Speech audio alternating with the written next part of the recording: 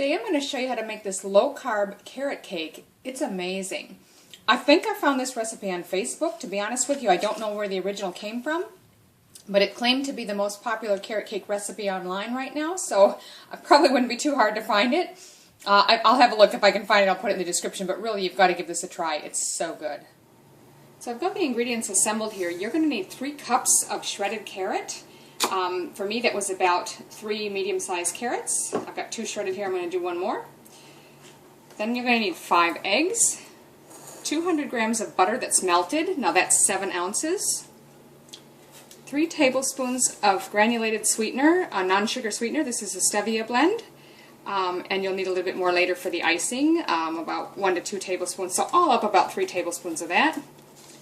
1½ cups of almond meal. Now you can use, I'm using a low-carb baking mix. This is one of Jennifer Elof's blends, which has almond meal, coconut flour, and a little bit of oatmeal flour in it. But you can just use plain almond meal. Whatever you have on hand is just fine. 2 teaspoons of baking powder, 1 teaspoon of ground cinnamon, and 1 teaspoon of what's called a mixed spice.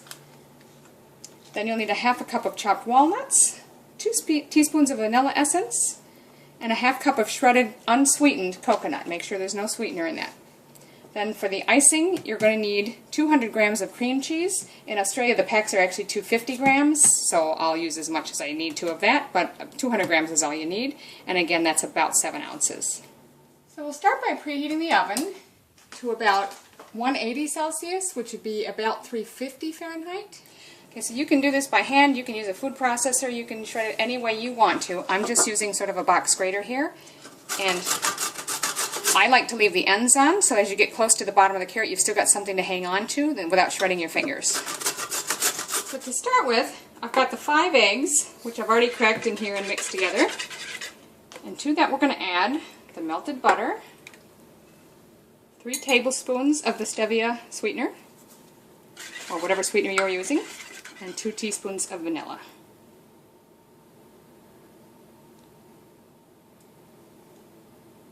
So mix those together well. To that, we're going to add our shredded carrot, the walnuts, and the shredded coconut.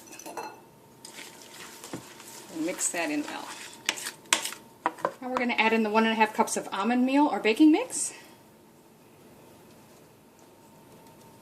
Then you'll add your teaspoon of cinnamon, and then your teaspoon of the mixed spice.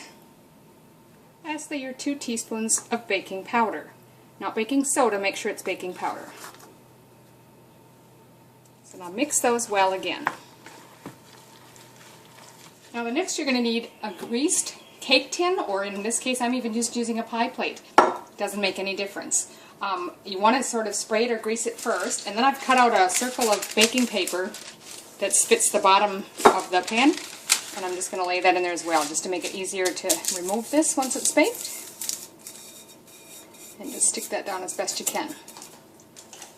Now we'll just scoop our batter into that. Now I've thought about it. You possibly could make muffins out of this if you'd like to. You'd have to adjust your baking time, and I haven't tried it myself. I've always made it in this pan, but you could try that if you like. Just put it all in the pan, and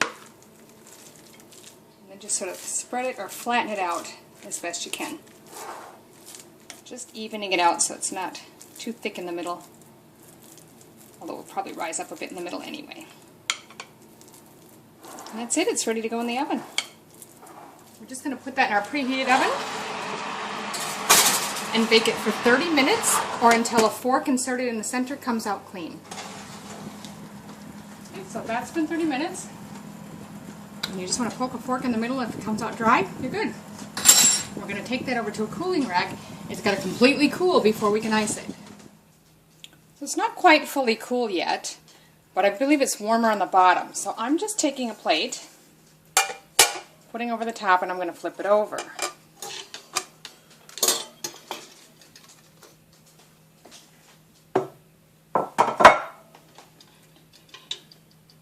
That is a bit warmer on the bottom, so I'm going to let that cool fully now before we put the frosting on.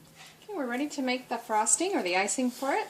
Now, my cream cheese has been sitting out, so it should be nice and soft. If yours isn't, you can soften it in the microwave if you need to. Now, it calls for 200 grams. This is actually 250. So I could leave this much out and use it for another purpose, or leave it in if you want extra icing. It doesn't make any difference.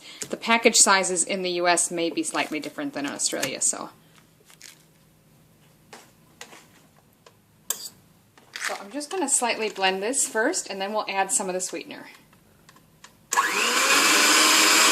recipe suggests 1 to 2 tablespoons. I've made it before and used the full 2 tablespoons, but if you want it sweeter, add a little more. So I'm going to go ahead and do 2 right away,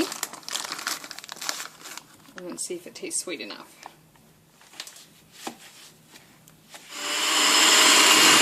Okay, so I've just used the 2 tablespoons. I think that's plenty sweet enough, but again, do it to your taste.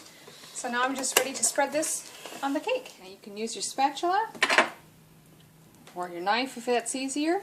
It's very thick, and I just like to spread it across the top, and then if you've got extra, go down the sides a little bit. So there you have it, a delicious low-carb carrot cake that's really easy to make and really tasty. It recommends cutting this into 10 serves, so I'm just going to go through the middle like that, and you can see if you get 10 pieces out of it. They're good sized pieces. Have a look at it. You can see all the lovely bits of carrot, shredded coconut, and walnut in there. And trust me, this is really tasty. I do recommend storing it in the refrigerator because of the cream cheese frosting. Enjoy! It's really good.